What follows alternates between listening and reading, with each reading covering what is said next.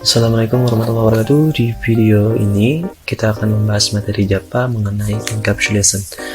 Oke, sebelum kita melakukan codingan, di sini kita akan mencari pengertian dari encapsulation itu sendiri.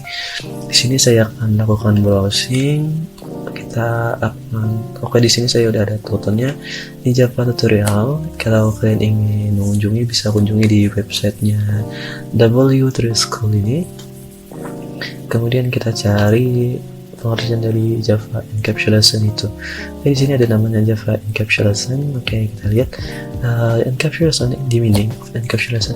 Jadi encapsulation artinya is to make sure that sensitive adalah data is hidden. Jadi data sensitif yang digunakan, yang membuat atau digunakan yang digunakan untuk melindungi, menjaga dari user. Jadi nanti user gak akan bisa mengakses data tersebut.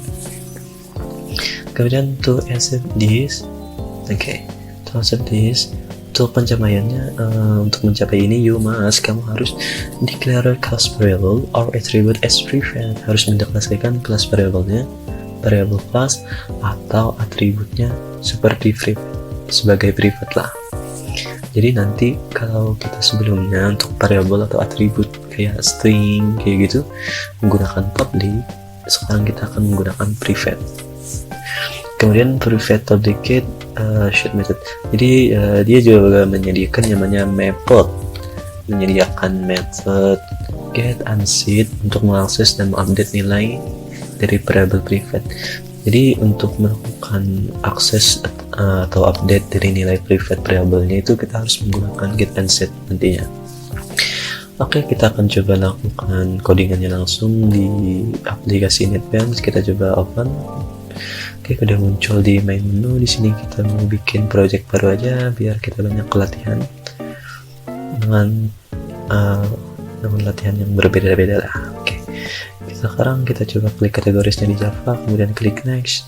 Untuk project name-nya di sini saya ganti siswa karena saya mau bikin transaksi di bagian siswa aja nanti. Oke, untuk siswa kita klik new, kemudian klik Java class. Untuk class name-nya kita ganti siswa juga, kemudian klik finish. Oke, selanjutnya kita muncul di bagian kelas siswa. Karena kita tadi hari ini menggunakan encapsulation, maka kita harus menggunakan private di bagian tipe datanya.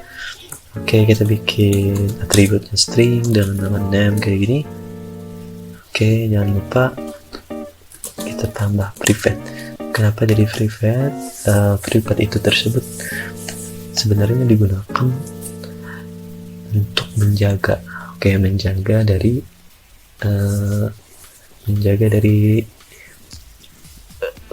bisa agar tidak bisa dilihat lah, agar tidak bisa dilihat dari user.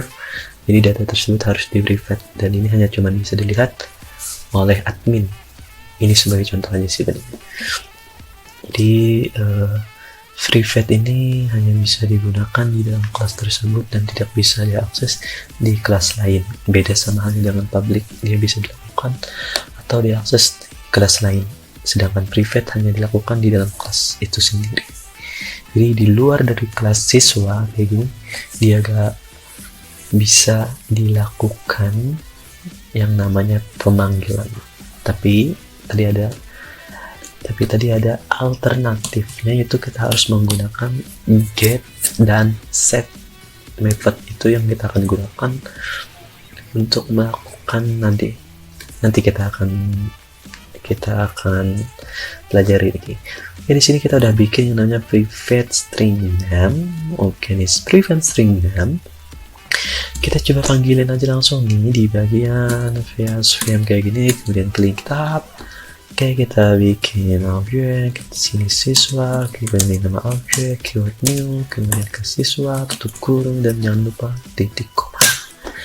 Kemudian kita klik objek kayak gini, kemudian klik name, kenapa kolam, klik name sama dengan ganti misalkan namanya sini Yusuf, titik koma, kemudian kita sysout, kita panggil jadinya misalkan nama siswa gini, kemudian plus, jangan lupa objek.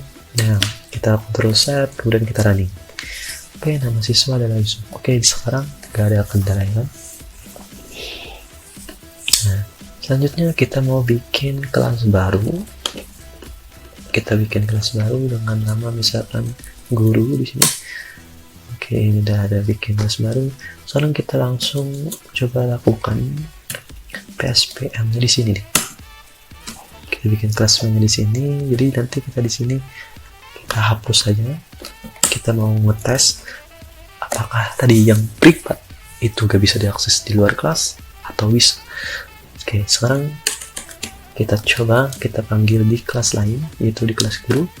Di sini kita panggil kelasnya siswa, nama objeknya objek, kemudian keyword new, kelas siswa, tutup kurung, jangan lupa titik koma, dan klik objek, titik. Kita lihat di sini nggak ada yang namanya name dari data ini. Coba kalau misalkan kita ganti public, save. Nah, di sini udah muncul yang namanya name. Jadi, kalau misalkan tipe data yaitu private dan kita mau manggil di kelas lain, dia gak akan muncul.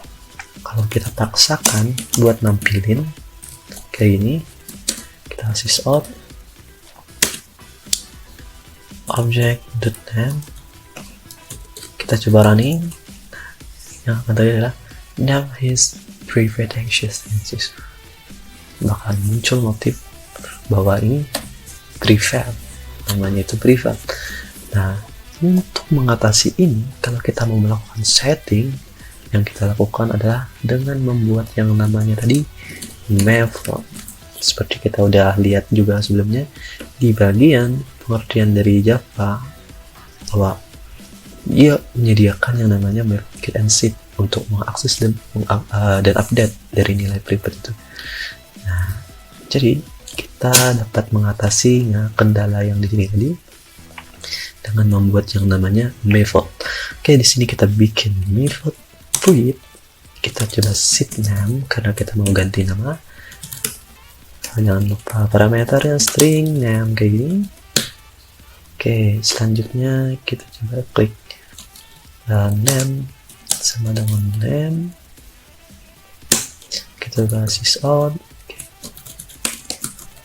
nama siswa plus dan name. Oke, nah kita coba tes aja dulu. Kalau tadi kan sebelumnya gak ada muncul sama sekali, kita coba lihat di kelas guru apakah muncul. Nah, sini udah muncul set name, itu artinya data dari string name ini bisa kita modify, kita bisa lakukan modifikasi atau mengakses data tersebut. Oke, selanjutnya kita tampilin menggunakan metode accessor. Karena dia string, kita panggil string, kemudian kita panggil nanti get name kayak gini, kemudian kita return nilainya adalah name, kita save. Oke, guru udah muncul. Oke, sekarang udah muncul juga get name, kita lihat muncul juga get name di sini. Selanjutnya kita isi namanya, misalkan di sini namanya Ahmad, dan kita sysout, nggak usah sysout lagi, kita save aja, kita coba running. Oke, nama siswa Ahmad. Oke, lalu kalau misalkan kita mau bikin yang baru, kita set name lagi, namanya Yusuf, kita save, kemudian kita running, nama siswa Ahmad, nama siswa Yusuf. Oke, dia bakalan muncul data tersebut. Oke. Nah, untuk encapsulation kurang lebih kayak gitu aja. Jadi kalau kita mau mengakses datanya, kita harus membuat yang namanya method dulu. Jadi tanpa sebuah method kita gak akan bisa mengakses datanya. Oke. Jadi untuk encapsulation udah selesai, jadi cukup sampai di sini aja. Sampai jumpa dan terima kasih.